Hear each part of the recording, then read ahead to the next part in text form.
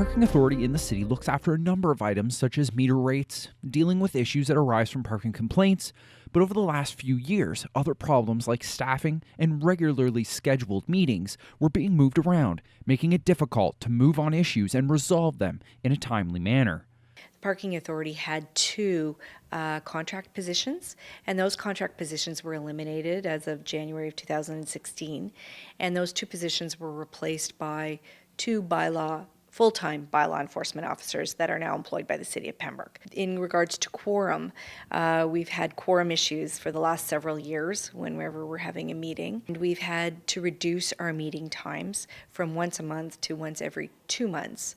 Once these issues were brought in front of the Planning and Development Committee of Council, they made the choice to disband the Parking Authority as of December 2018. Cost savings and faster turnaround times will be benefits moving forward, as issues only have to go through 2 levels of committee before being resolved. The reserve fund from the Parking Authority now becomes available to Council, and there are a few ideas on the table that are being considered.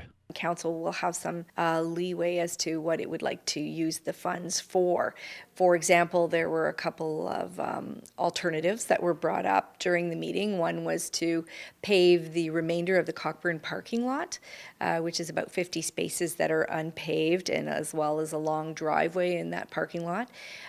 Or funds could be used to create a new parking lot on Pembroke Street West, where there was buildings that were burnt several years ago. So Council has some options with the parking reserve if it so chooses. Everything will be continued to be handled by the bylaw officers, and if there is an issue with parking, it will go through the Planning and Development Committee, then to Council for the ultimate approval. Reporting for Cogeco News, I'm Trevor Riley.